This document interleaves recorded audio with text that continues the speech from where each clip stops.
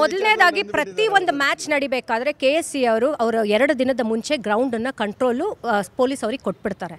ಮತ್ತು ಒಂದು ನಿಮಿಷ ಸರ್ ಒಂದು ನಿಮಿಷ ಅದಾದ ನಂತರ ನಾ ಹೇಳ್ತಿರೋದು ಹೊರಗಡೆ ಇರಿ. ಆವತ್ತಿನ ದಿನ ಬಹಳ ಕ್ಲೀನಾಗಿ ಪೊಲೀಸ್ ಇಲಾಖೆ ಅವ್ರು ಹೇಳಿದ್ದಾರೆ, ನಮ್ಮ ಕೈಯಲ್ಲಿ ಕಂಟ್ರೋಲ್ ಮಾಡೋಕ್ಕಾಗಲ್ಲ, 4 ಗಂಟೆವರೆಗೂ ನಾವು ಕೆಲಸ ಮಾಡಿದ್ದೀವಿ, ಆದ ಕಾರಣ ನಮ್ಗೆ ಮಾರನೇ ದಿನ ಆಗಲ್ಲ, 2 ದಿನ ನಂತರ ಇಟ್ಕೊಳ್ಳಿ, ನಾವು ಕಂಪ್ಲೀಟಾಗಿ ಪ್ರಿಪ್ರೇಷನ್ ಮಾಡ್ಕೊಳ್ತೀವಿ ಅಂತ. ಅಷ್ಟು ತರಾತುರಿಯಲ್ಲಿ ಸರ್ಕಾರ ಎಡವಟ್ಟು ಮಾಡೋಂಥ ಏನಿತ್ತು ಅರ್ಜೆಂಟು ಇವರಿಗೆ ಒಂದು ಕಡೆ ಇನ್ಸ್ಟಾಗ್ರಾಮ್ ರೀಲ್ಸ್ ಹುಚ್ಚು ಹೆಚ್ಚಿದೆ. ಒಂದು ನಿಮಿಷ, ನಿಮ್ಮ DK ಶಿವಕುಮಾರ್ ಅವರೇ ಎಡವಟ್ಟು ಮಾಡಿದ್ದು, ಬಿಡಿ ಹೋಗ್ಲಿ, ಸರ್ಕಾರ ಅಲ್ಲ, ನಿಮ್ಮ DK ಶಿವಕುಮಾರ್ ಅವರೇ. ಅದಾದ ನಂತರ KSC ಅವರು ಪ್ರೋಟೋಕಾಲ್ ಕಳಿಸಿ ಅಲ್ಲಿನೂ ನೋಡಬೇಕಾಗಿತ್ತು. ಇಲ್ಲಿದ್ದ ಪೊಲೀಸ್ ಅವರ ಇವ್ರು ವಿಧಾನಸೌಧಕ್ಕೆ ಕರ್ಕೊಂಡು ಹೋಗ್ತಾರೆ. ವಿಧಾನಸೌಧದಲ್ಲಿ ಇವರ ಮಕ್ಕಳನ್ನ ಒಂದು ಪ್ರೊಟೆಕ್ಷನ್ ಕೊಡೋಕ್ಕೆ ಇಲ್ಲಿ ನಮ್ಮ ಸಾಮಾನ್ಯ ಜನರು ಹೆಣ ಆಗಬೇಕು.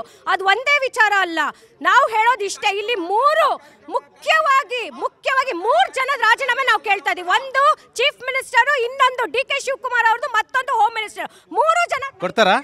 ರಾಜೀನಾಮೆ ಕೊಡಬೇಕು, ಇಲ್ಲಾಂದ್ರೆ ಅವ್ರಿಗೆ ನಾಚಿಕೆ ಬರಬೇಕು. ಒಂದು ನ್ಯಾಯಾಂಗ ತನಿಖೆ ಆಗ್ತಿದೆ.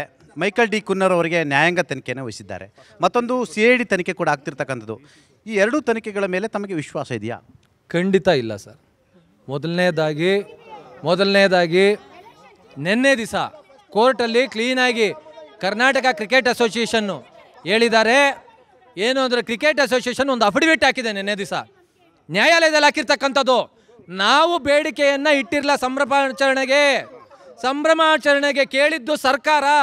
ನೀವು ಗ್ರೌಂಡ್ ಕೊಡಿ ಅಂತ ಕೇಳಿದ್ರು, ನಾವು ಗ್ರೌಂಡನ್ನು ಒದಗಿಸಿದ್ದೀವಿ. ಗ್ರೌಂಡ್ ಒಳಗಿರ್ತಕ್ಕಂಥದ್ದು ಮಾತ್ರ ನಮ್ಮ ಜವಾಬ್ದಾರಿ, ಗ್ರೌಂಡಿಂದ ಹೊರಗಡೆ ಎಷ್ಟೇ ಜನ ಬಂದಿರಲಿ ಅದು ನಮ್ಮ ಜವಾಬ್ದಾರಿ ಅಂತ ಇಲ್ಲ ಅಂತ KSCA ಸೆಕ್ರೆಟರಿ ಹೇಳಿರ್ತಕ್ಕಂಥದ್ದು ಕೋರ್ಟಲ್ಲಿ, ನ್ಯಾಯದಲ್ಲಿ. ಮತ್ತು ಎರಡನೇದಾಗಿ ಡಿಕನ್ನ ಕಮಿಟಿ ರಚಿಸಿದ್ದಾರೆ. ಯಾರು ಸರ್ ಇವತ್ತರ ತನಕ ಎಷ್ಟು ಎನ್ಕ್ವೈರಿಗಳ ರಿಪೋರ್ಟ್ ತಿಪ್ಪೆಗೆ ಬಿಸಾಕಿದೆ ಈ ಸರ್ಕಾರಗಳು? ಇವತ್ತಿದೆ ಸಿದ್ದರಾಮಯ್ಯ ಅವ್ರ ಮೇಲೆ ಅರ್ಕಾವತಿ ರಿಪೋರ್ಟ್ ಬಂದಿದೆ, ಏನು ಮಾಡಿದ್ರಿ? ಇದೇ BJP ಸರ್ಕಾರ ಇದ್ದಾಗ ಭಟ್ಕಲ್ ರಿಪೋರ್ಟ್ ಬಂತು, ಏನು ಮಾಡಿದ್ರು? Bhatkal commission report. ಇದುವರೆಗೂ ತನಕ ನಮ್ಮ ರೈತರು ಸತ್ರು, ಇದು ಮಾಡ್ಕೊಂಡು ಆತ್ಮಹತ್ಯೆ ಮಾಡ್ಕೊಂಡ್ರು, ಆ ಎನ್ಕ್ವೈರಿ ಕಮಿಷನ್ ರಿಪೋರ್ಟ್ಗಳು ಏನು ಮಾಡಿದ್ರೆ? ನೀವು ಮುಚ್ಚಾಕ್ಲಿಕ್ಕೆ ಮಾಡ್ತಾ ಇರ್ತಕ್ಕಂಥ ಕೆಲಸ. ಇದು ಯಾವುದೇ ರೀತಿಯಾದಂಥ ತನಿಖೆ ಮೇಲೆ ನಮಗೆ ನಂಬಿಕೆ ಇಲ್ಲ. ಖಂಡಿತ ಇವತ್ತು ಕಾಂಗ್ರೆಸ್ ಅವ್ರು ಕೇಳ್ತಾ ಇದ್ದಾರೆ CBI ತನಿಖೆ ಆಗಬೇಕು ಅಂತ. ತಾಕತ್ತಿದ್ರೆ ಮುಖ್ಯಮಂತ್ರಿಗಳೇ CBI ತನಿಖೆಗೆ ನೀವು ವಹಿಸಿ. ಅಧಿಕಾರಿಗಳನ್ನ ಸಸ್ಪೆಂಡ್ ಮಾಡಿ ತಾವು ಒಪ್ತೀರಾ? ಅಧಿಕಾರಿಗಳನ್ನು ಪ್ರಥಮವಾಗಿ ನಾನು ಅಲ್ಲಿ ನಡೆದಿರ್ತಕ್ಕಂಥ 11 ಜನರಿಗೆ ನಮ್ಮ ಪಕ್ಷದ ಪರವಾಗಿ ವೈಯಕ್ತಿಕವಾಗಿ ನಾನು ಭಾವಪೂರ್ಣ ಶ್ರದ್ಧಾಂಜಲಿಗಳನ್ನು ಸಲ್ಲಿಸಕ್ಕೆ ಬಯಸ್ತೇನೆ. ಪ್ರಮುಖವಾಗಿ BJP ಆಗಲಿ, ಕಾಂಗ್ರೆಸ್ ಆಗಲಿ ಮತ್ತು JDS ಆಗಲಿ, ಇವುಗಳಿಗೆ ವೈಯಕ್ತಿಕವಾಗಿರ್ತಕ್ಕಂಥದ್ದು ಮಾತ್ರ ಚಿಂತೆ. ಅವ್ರ ಮುತ್ತಿನ ಬಗ್ಗೆ ಮಾತಾಡ್ತಾರೆ, ಇವ್ರ ಮುತ್ತಿನ ಬಗ್ಗೆ ಮಾತಾಡ್ತಾರೆ. ಆ ಮುತ್ತಿನಲ್ಲಿ ಇರ್ತಕ್ಕಂಥ ರಹಸ್ಯನೇ ಬೇರೆ. ಆ ಮುತ್ತಿನಿಂದ ಮತ್ತು ಲಂಚದಿಂದ ಮಂಚದಿಂದ ಈ ದೇಶದ ಭವಿಷ್ಯನ ಹಾಳಾಗಿದೆ. ಈ ದೇಶದ ಯುವಕರು ಇವತ್ತಿಗೆ ಕ್ರಿಕೆಟನ್ನು ನೋಡ್ಲಿಕ್ಕೆ ಬಂದರೆ ಅವ್ರಿಗೆ ಸರಿಯಾದ ರಕ್ಷಣೆ ಕೊಡಲಿಲ್ಲ. ಇವರು ಮಾಡಿರ್ತಕ್ಕಂಥ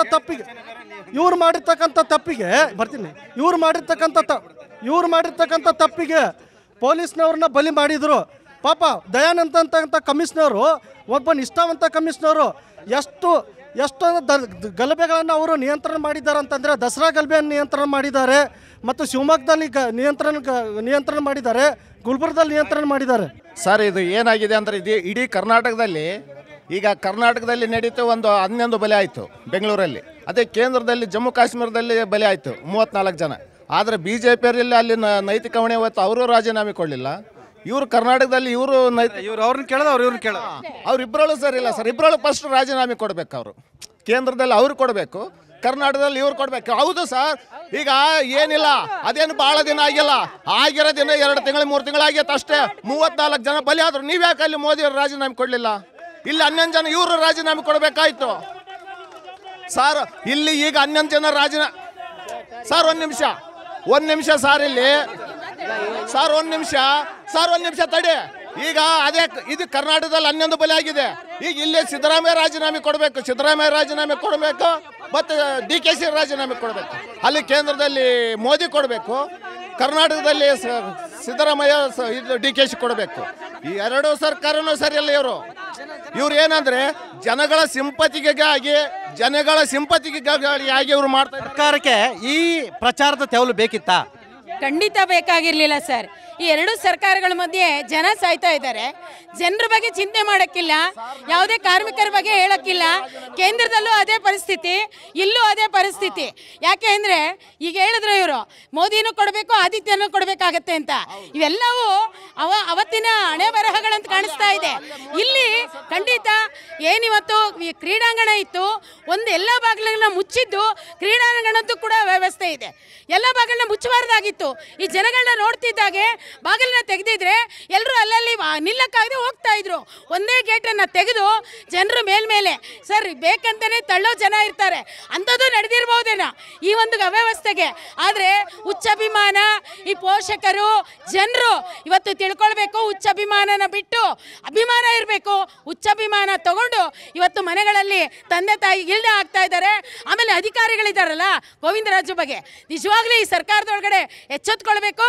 ಅಧಿಕಾರಿಗಳು ಈ ಸರ್ಕಾರಕ್ಕೆ ಏನು ಅಪವಾದ ಬರಬೇಕು ಅಂತಾನೆ ಕೆಲವು ಕುತಂತ್ರಗಳನ್ನು ಮಾಡುವಂಥ ಸ್ಥಿತಿಗಳು ಕೂಡ ಇಲಾಖೆಗಳಲ್ಲಿದೆ. ಇದನ್ನು ಸರ್ಕಾರ ತಿಳ್ಕೊಳ್ಬೇಕು, ಅದನ್ನು ಇದು ಮಾಡಬೇಕು ಅಂತ ಕೇಳ್ತೀನಿ. ಅಭಿಮಾನಿಗಳ ಅತಿರೇಕದ ಬಗ್ಗೆ ತಾವೇನು ಹೇಳ್ತೀರಾ? ತಾವು RCB ಅಭಿಮಾನಿನಾ? RCB ಅಭಿಮಾನಿನೇ. ಬಟ್ ಒಂದು ಮೇನಾಗಿ ಹೇಳ್ಬೇಕಂದ್ರೆ ಯಾರಿಗೂ ಇಲ್ಲಿರೋರಿಗೆ ಕಾಮನ್ ಸೆನ್ಸ್ ಅಂತ ಇಲ್ಲ.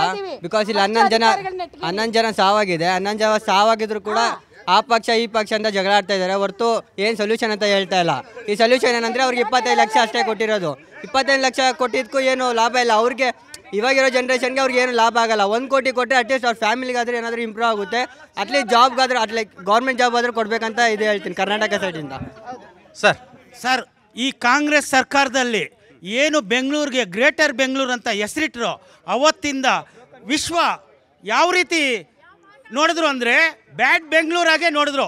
ಇತ್ತೀಚೆಗೆ ಮಳೆ ಅನಾಹುತದಲ್ಲಿ ದೋಣಿಲಿ ಹೋಗೋ ಹಂಗೆ ಮಾಡಿದ್ರು ರಸ್ತೆಗಳಲ್ಲಿ. ಮತ್ತು ವಿಶ್ವವೇ ಕ್ರಿಕೆಟ್ ಅಂದರೆ ವಿಶ್ವವೇ ಕ್ರಿಕೆಟ್ ನೋಡ್ತದೆ. ಆದರೆ ಇತ್ತೀಚಿನ ದಿನಗಳಲ್ಲಿ 11 ಜನ ಬಲಿ ಪಡ್ಕೊಂಡ್ರು. ಈ ಕಾಂಗ್ರೆಸ್ ಸರ್ಕಾರನೇ ಕಾರಣ ಸರ್.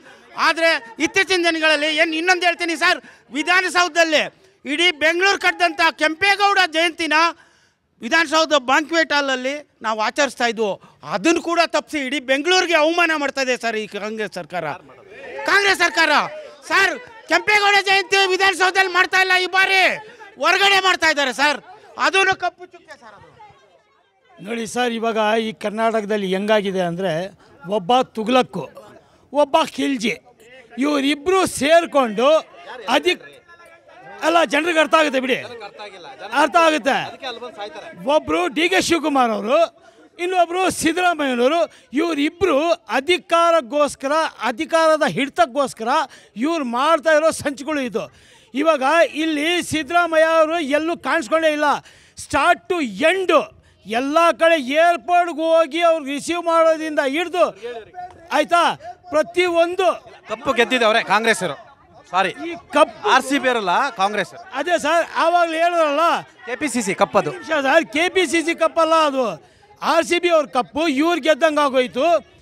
ಇದೇ ಆಪರೇಷನ್ ಸಿಂಧೂರ್ ಸಕ್ಸಸ್ ಆದಾಗ ಇವರು ದೇಶಭಕ್ತರು ಅಲ್ವಾ ಸರ್, ಸ್ವಾತಂತ್ರ್ಯ ತಂದವರು.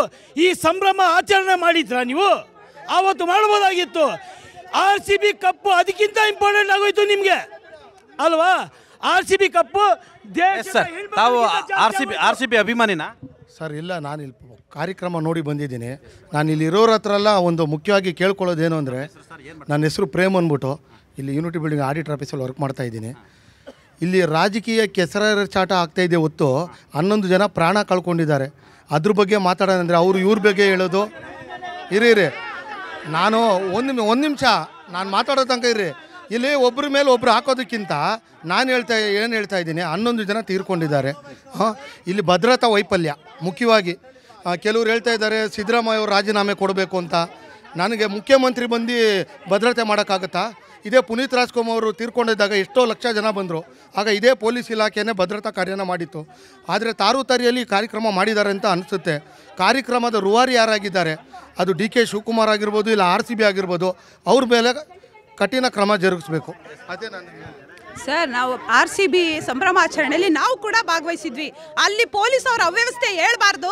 ರಾತ್ರಿ 1-2 ಗಂಟೆ ಪೊಲೀಸ್ ಅವರು ಅವ್ಯವಸ್ಥೆ ಪಟ್ಟಿದ್ದಾರೆ. ಅದರ ಉದ್ದೇಶಪೂರ್ವಕವಾಗಿ ಕಮಿಷನ್ ಅವರು ಯಾರು DNA KCS ಅವರೆಲ್ಲ ಲೆಟರ್ ಕೊಟ್ಟಾಗ ಬೇಡ ಅಂತ ಹೇಳಿದ್ರು. ಆದರೆ ನನಗೆ ಬಂದಿಲ್ಲ, ಹೇಳಿರೋದು ಹೇಳಿದಾರ್ರಿ ನೋಡ್ರಿ, ಕೇಳಿ ಮುಖ್ಯವಾಗಿ ಕೇಳಿ ಡಿ.ಸಿ.ಎಂ ಅವ್ರು ಏನ್ ಹೇಳಿದ್ರು? ಡಿ.ಸಿ.ಎಂ ಅವ್ರು ಇಷ್ಟೆಲ್ಲ ಆದ್ರೂ ಕೂಡ ಇದೆಲ್ಲ ಆದ್ರೂ ಕೂಡ ಕಾರ್ಯಕ್ರಮ ಆಯೋಜನೆ ಮಾಡಿದ್ರು. ನಿಮ್ಗೊಂದೇ ಮಾತು ಕೇಳ್ತೀನಿ, ಸಿದ್ದರಾಮೋತ್ಸವ ಅಂತ ಮಾಡಿದ್ರು ದಾವಣಗೆರೆಯಲ್ಲಿ, ಪೊಲೀಸ್ ಬೇರೆ ಹೊರೆ ಹೊರಿಸಿದ್ರಲ್ಲ, ಅವಾಗ ಭದ್ರತಾ ವೈಫಲ್ಯ ಆಗಿರ್ಲಿಲ್ವಾ? ಪುನೀತ್ ರಾಜ್ಕುಮಾರ್ ಕಾರ್ಯಕ್ರಮ ಮಾಡಿದಾಗ ಭದ್ರತಾ ವೈಫಲ್ಯ ಆಗಿರ್ಲಿಲ್ವಾ? ಇವತ್ತು ಹೇಳ್ತಿದ್ದೀರಾ 15 ಲಕ್ಷ ಜನ ಬರ್ತಾರೆ ಅಂತ ನಿಮಗೆ ಗೊತ್ತಿತ್ತು, ಆದ್ರೂ ಕೂಡ ಇವತ್ತು ಪೊಲೀಸ್ ಅವ್ರ ಮೇಲೆ ಹೊರೆ ಹೊರಿಸ್ತಿರಲ್ರಿ.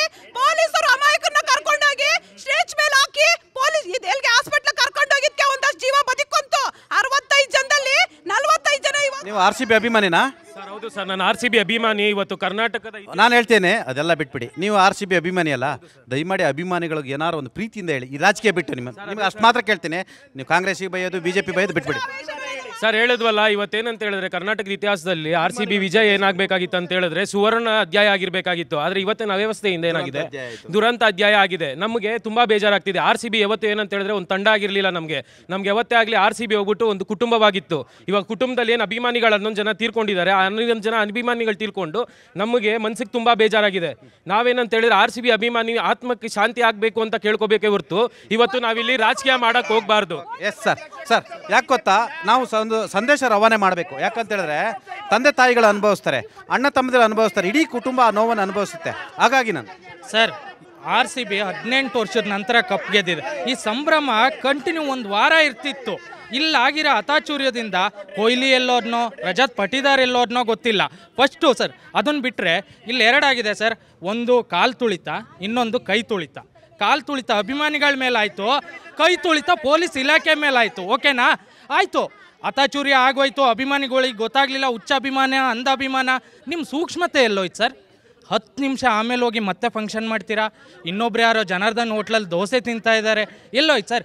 ಅದು ಆಯಿತು. ಪ್ರಶ್ನೆ ಅವ್ರು ಕ್ವಶನ್ ಮಾಡ್ತಾರೆ ನಿಮಗೆ, ನೀವು ಅನ್ಕ್ವಶನಬಲ್ಲ, ನೀನೇನು ಜಿಲ್ಲಾಧಿಕಾರಿನ, ನೀನು ಜಡ್ಜಾ? ನೀನು ಕೇಳೋದಕ್ಕೆಲ್ಲ ಹೇಳೋಕ್ಕಾಗಲ್ಲ. ಮತ್ತೆ ಇನ್ಯಾರು ಕೇಳೋದಕ್ಕೆ ಹೇಳ್ತೀರಾ ನೀವು? ಎಲ್ಲ ಆನ್ಸರ್ ಮಾಡ್ತಾ ಇದ್ದೀರಾ, ಏನೂ ಮಾಡ್ತಾ ಇಲ್ಲ. ಇದೇ ಆಗೋಗಿದೆ 2 ವರ್ಷದಿಂದ. ರಾಮವರೇ, ನಿಮಗೆ ಮೊಮ್ಮಕ್ಕಳು ಮರಿ ಮಕ್ಕಳೆಲ್ಲ ಇದ್ದಾರೆ ಆಯಿತಾ? ಎಲ್ಲರೂ ಕೂಡ ಅವರ ಕುಟುಂಬಕ್ಕೆ ನಷ್ಟ ಇದು. ತಾವು ಹಿರಿಯರಿದ್ದೀರಾ. ಚೀನಾ ರಾಮವರೇ, ದಯಮಾಡಿ ಈ ಅತಿರೇಕದ ಅಭಿಮಾನವನ್ನು ತೋರಿಸ್ಪಡಿಸ್ತಕ್ಕಂಥ ಈ ಯುವಕರಿಗೆ ಒಂದಷ್ಟು ಬುದ್ಧಿವಾತ ಹೇಳಿ. ಇವತ್ತು ಜನಮನ ಕಾರ್ಯಕ್ರಮ, ಇವತ್ತು ನ್ಯೂಸ್ 18 ಉತ್ತಮವಾದ ಸಂದೇಶ ಕೊಡೋದಕ್ಕೆ ರಾಜ್ಯಕ್ಕಾಗಿ ಈ ಕಾರ್ಯಕ್ರಮ ಮಾಡ್ತಾರೆ. ಕಾಂಗ್ರೆಸ್ ಅವರು ಅಂತ ಕಿರ್ಚಾಡ್ತಕ್ಕಂಥದ್ದು ಏನದು? ಇವತ್ತು ಸತ್ಯ ಹೇಳಬೇಕು. ಈ ಕಾಂಗ್ರೆಸ್ ಅವರು ಮುಖಗಳು ನೋಡಿ ಅವರು ಈ ಸತ್ಯನೇ ತಿಳಿಸೋಂಥ ಪ್ರಯತ್ನ ಮಾಡಲ್ಲ, ಕಿರ್ಚಾಡೋದು ಮತ್ತು ಕಾರ್ಯಕ್ರಮ ಉದ್ದೇಶನೇ ಬದಲಾವಣೆ ಮಾಡೋದು, ಇದೆಲ್ಲ ಮಾಡಬೇಕಾದ್ರು. ಇವತ್ತು ರಾಜ್ಯದ ಮುಖ್ಯಮಂತ್ರಿಗಳು ಕೂಡಲೇ ರಾಜೀನಾಮೆ ಕೊಡಬೇಕು. ಇವತ್ತು ಉಪಮುಖ್ಯಮಂತ್ರಿಗಳು ರಾಜೀನಾಮೆ ಕೊಡಬೇಕು. ಇವತ್ತು ಏನು ಪಾಪ ಕಮಿಷನರ್ನ ಸಸ್ಪೆಂಡ್ ಮಾಡಿದ್ದಾರೆ. ಇದೆಲ್ಲ ಇದಕ್ಕೆ ಉತ್ತರ. ಇವತ್ತು ರಾಜ್ಯದ ಮುಖ್ಯಮಂತ್ರಿ A1 A2 A3 ಏನಿದ್ದಾರೆ ಅವ್ರ ಮೇಲೆ FIR ಆಗಬೇಕು. ಈಗಾಗಲೇ ಅವ್ರ ಮೇಲೆ CBI ತನಿಖೆ ಆಗಬೇಕು. ಕಾಂಗ್ರೆಸ್ನವರ ಹತಾಶೆ ಬದುಕುಗಳನ್ನು ನಾಶ ಆಗಬೇಕು. ರಾಜ್ಯದ ಅಭಿವೃದ್ಧಿ ಆಗಬೇಕು. ಬೆಂಗಳೂರಿನಲ್ಲಿ ಚುನಾವಣೆ ಬರ್ತಾ ಇದೆ, BBMP ಚುನಾವಣೆ. ಆ ಚುನಾವಣೆಗೆ ಮತ ಬ್ಯಾಂಕ್ ಆಗಿ ಬದಲಾವಣೆ ಆಗಿಬಿಡ್ತದೆ. ಈ ಕ್ರಿಕೆಟ್ ಅಭಿಮಾನಿಗಳು ಓಟ್ ಹಾಕ್ಬಿಡ್ತಾರಂತ. ಯಾವತ್ತೂ ನಿಮಗೆ ಮತ ಹಾಕೋದಿಲ್ಲ, ನಿಮಗೆ ಮತ ಹಾಕಲ್ಲ. ದೇಶಭಕ್ತರು ಯಾವಾಗೂ ದೇಶಕ್ಕಾಗಿ ಮತ ಹಾಕ್ತಾರೆ, ರಾಜ್ಯಕ್ಕಾಗಿ ಮತ ಹಾಕ್ತಾರೆ, ನಾಡಿಗಾಗಿ ಮತ ಹಾಕ್ತಾರೆ. ಕಾಂಗ್ರೆಸ್ ಅವರ ನೀವು ಹುಚ್ಚಾಟ ಆಡ್ತಾ ಇರ್ತೀರ, ಆಡ್ಕೊಳ್ಳಿ. ನಾವು ಅದನ್ನೆಲ್ಲ ಕೇಳೋದಿಲ್ಲ. ಅದೆಲ್ಲ ನಾಟಕಗಳನ್ನು ನಾವಿಲ್ಲಿ ಕೇಳೋದಿಲ್ಲ. ಈ ರಾಜ್ಯದಲ್ಲಿ ಜನತೆಗೆ ಬೇಕಾಗಿರ್ತಕ್ಕಂಥದ್ದು ವಾಸ್ತವ, ಸತ್ಯಕ್ಕಾಗಿ ನಾವು ಭಾರತೀಯ ಜನತಾ ಪಕ್ಷ, ಕೇಂದ್ರ ಸರ್ಕಾರ ಇದೇ ನಮ್ಮದು. ಈ ಕಾಂಗ್ರೆಸ್ ಅವರು ಮಾಡ್ತಕ್ಕಂಥ ಹತಾಶೆ ಮನೋಭಾವಕ್ಕೆಲ್ಲ ನಮ್ಮದು. ಇವತ್ತು ಹತಾಶೆ ಮನೋಭಾವಗಳನ್ನು ಬಿಡಬೇಕು. ಡೈವರ್ಟ್ ಮಾಡ್ತಕ್ಕಂಥ ಕೆಲಸಗಳನ್ನು, ಹುಡುಗಾಟ ಆಡ್ತಕ್ಕಂಥದ್ದು ಈ ಕಾಂಗ್ರೆಸ್ನವ್ರಿಗೆ ಒಂದು ಸತ್ಯ ಮಾತಾಡೋಕ್ಕೆ ಬರದೆ ಹುಡುಗಾಟ ಆಡ್ತಕ್ಕಂಥದ್ದು, ಗೊಂದಲಾಪಿಸೋದು, ಏನೋ ಒಂದು ಮಾತಾಡಬೇಕು ಅಂತ ಮಾತಾಡ್ತಕ್ಕಂಥದ್ದು, ಈ ಕೆಲಸಗಳನ್ನ ಮಾಡಬೇಡಿ. ಇವತ್ತು ಏನು ಸತ್ಯ ಆಗಿದೆ, 11 ಕುಟುಂಬಗಳು ಇವತ್ತು ನರಳ್ತಾ ಇದ್ದಾರೆ. ಒಬ್ಬ ತಂದೆ ಹೇಳ್ತಾ ಇದ್ದ 100 ಕೋಟಿ ಆಸ್ತಿ ಇದೆ, ನನ್ನ ಮಗ ಹೋದ, ನಾನೇನು ಮಾಡಬೇಕಂತ. ಒಬ್ಬ ಗಾರೆ ಕೆಲಸ ಮಾಡೋ ತಾಯಿ ಹೇಳ್ತಾ ಇತ್ತು, ನನ್ನ ಮಗ ಕಳ್ಕೊಂಡಿದ್ದೀನಿ, ನನ್ನ ಬದುಕೇನು ಅಂತ ಮಾತಾಡ್ತಾರೆ. ಅದನ್ನು ಬಿಟ್ಟು ಇವರಿಗೆ ಮಜಾಕ್ ಮಾಡ್ತಾ ಇದ್ದಾರೆ. ಇವರು ಇವತ್ತು ತಮಾಷೆ ಮಾಡೋಂಥ ಕೆಲಸ ಮಾಡಬೇಡಿ. ಒಂದು ಸಾವಿನ ಮೇಲೆ ಆಟ ಆಡೋಕೆ ಹೋಗ್ಬೇಡಿ. ನೀವು ಈ ರಾಜ್ಯದ ಜನತೆ ಇವತ್ತು ನೋವು ತಿಂತಾ ಇದ್ದಾರೆ, ಅದ್ರ ಬಗ್ಗೆ ಮಾತಾಡಿ. ಈ ಸಾವಿಗೆ ಯಾರು ಕಾರಣ? ಅಭಿಮಾನಿಗಳ ಕಾರಣ. ನಾನು RCB ಅಭಿಮಾನಿಯಾಗಿ ನಾನು ಹೇಳ್ತೀನಿ, ನಿಜವಾಗಿ ಹೇಳ್ತೀನಿ, ಸರ್ಕಾರದ ಎಷ್ಟು ವೈಫಲ್ಯ ಇದೋ ಅಭಿಮಾನಿಗಳದು ಹುಚ್ಚು ವೈಫಲ್ಯ ಅವ್ರದ್ದು. ಅವ್ರು ಹೋಗಿ ಅನ್ನೆಸರಿಯಾಗಿ ಇಷ್ಟು ಜನ ಬಂದು ಸೇರೋದು ಅವ್ರ ತಪ್ಪು. ಈ ಅಭಿಮಾನಿ ಇರಬೇಕು, ಆದರೆ ದುರಾಭಿಮಾನಿ ಆಗಿ ಈ ಥರ ಆಗೋಂಥ ನಮಗೆ ಮುಂಚೆ ನಮ್ಮ ಕುಟುಂಬ, ನಮ್ಮ ಫ್ಯಾಮಿಲಿ ಇಂಪಾರ್ಟೆಂಟು. ಅಷ್ಟೇ ಸರ್ಕಾರನೂ ಕೂಡ ಅಷ್ಟೇ ಜವಾಬ್ದಾರಿಯಾಗಿ ವರ್ತಿಸ್ಬಿಡ್ಬೇಕಾಯ್ತು. ಅವ್ರು ವರ್ತಿಸಿಲ್ಲ, ಅವ್ರದ್ದು ವಿರೋಧವಿದೆ.